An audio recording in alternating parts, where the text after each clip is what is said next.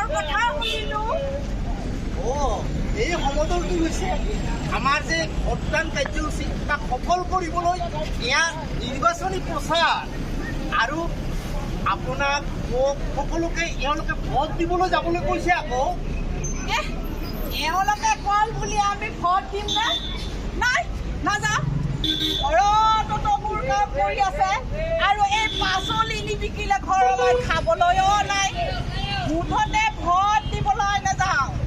ভোটটোৱে কিবা আমাক খুৱাব নে পিন্ধাব?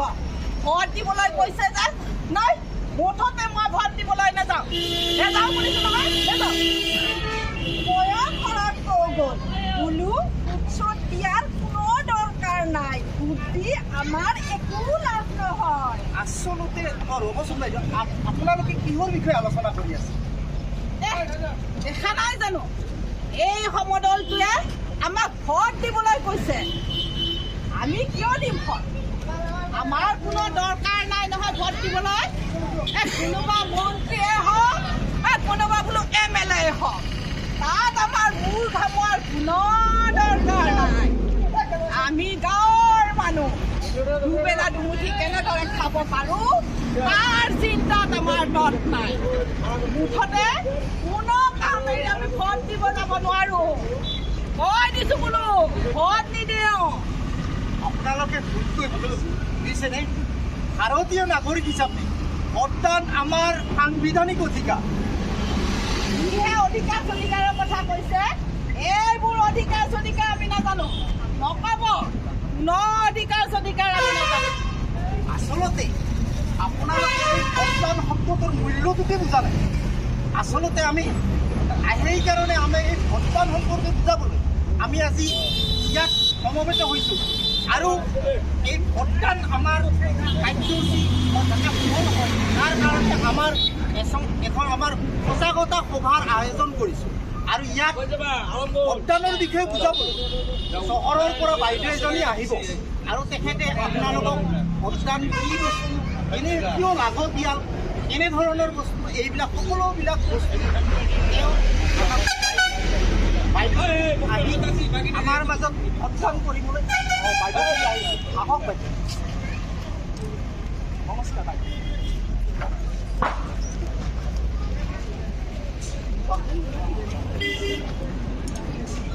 নমস্কাৰ। আমাৰ এই সজাগতা সভালৈ আপোনাক আমন্ত্ৰণ জনাইছোঁ। শুনক ৰাইজ, আমাৰ এই বাইদেউজনী উপস্থিত হৈছেহি ভোটদানৰ বিষয়ে জনাবলৈ আৰু ভোটদান কেনেকৈ কি কৰি আমি কিয় সাব্যস্ত কৰিব লাগে এই বিষয়ে এখেতে আমাক ভালকৈ বুজাই দিব। ৰাইজ আপোনালোকে মন দি শুনক।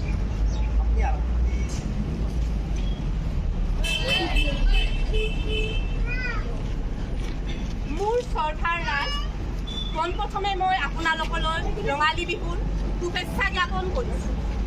এই চেগতে মই আপোনালোকক 7 মে'ৰ নিৰ্বাচনৰ বাবেও ওলগ জনাইছোঁ।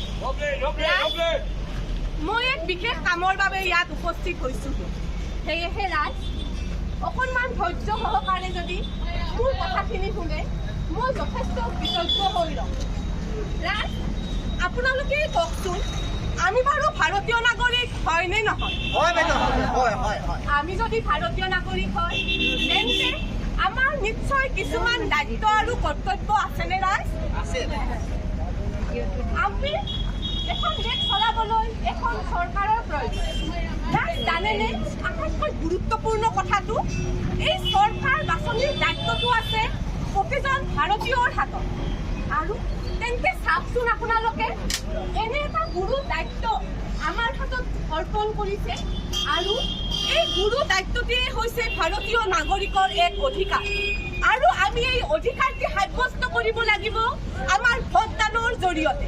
এই অধিকাৰ আমাৰ প্ৰাপ্য। প্ৰতিজন ভাৰতীয় নাগৰিকে ভোটদান কৰিব লাগিব। ৰাইজ, পিছে বাইদেউ আমিনো কাক ভোট দিম?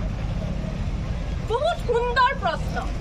হয়, আপোনালোকে প্ৰত্যেকেই নিজৰ মনৰ ধৰণে ভোট দিব পাৰিব। আপোনালোকৰ মনৰ পচন্দৰ প্ৰাৰ্থীক ভোট দি পেলাই আপোনালোকে নিৰ্বাচিত কৰা প্ৰাৰ্থীজনেহে চৰকাৰ গঠন কৰিব।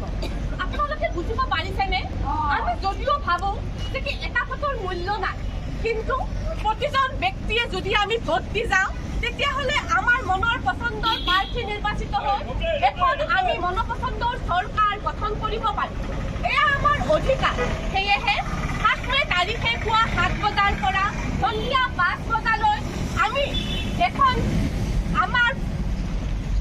আমাৰ যিকোনো থাকক ভাৰতীয় পৰিচয় পত্ৰ ফটো সহকাৰে তেনেকুৱা এখন হাতত লৈ গৈ পেলাই আমি ভোটদান কেন্দ্ৰত উপস্থিত হ'লেই হ'ল। বাইদেউ, তেওঁ টকাৰ কাৰ্ড এখন পাই তেওঁ ভোট দিব পাৰিবনে? নিশ্চয় পাৰিব। তেখেত ভাৰতীয় নাগৰিক, তেখেতৰ ভোটদান কৰাৰ সম্পূৰ্ণ অধিকাৰ আছে। এগৰাকী বিকলাংগ মানুহেও ভোট দিব পাৰে। আপোনালোকে জানেনে ৰাইজ, বৃদ্ধ, শাৰীৰিকভাৱে অসুস্থ প্ৰতিজন ব্যক্তিয়ে তাতে শাৰী পাতিব নালাগে।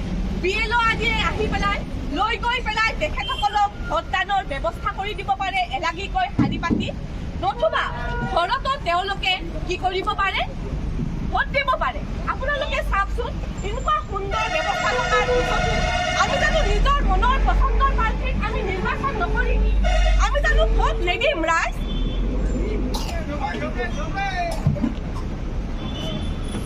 তেনেহ'লে ৰাইজ 7 মে' তাৰিখে আমি সাজু হওঁ লোকসভা নিৰ্বাচনত ভোট দিবলৈ। প্ৰতিজন ভাৰতীয় নাগৰিকে আমি নিজৰ ভোট দি পেলাই আমি নিৰ্বাচনী কাৰ্য ফলপ্ৰসূ কৰোঁ। আমি 7 মে' তাৰিখে ভোট দিবলৈ সাজু। আমি 7 মে' তাৰিখে ভোট দিবলৈ সাজু। আপোনালোক সাজুনে?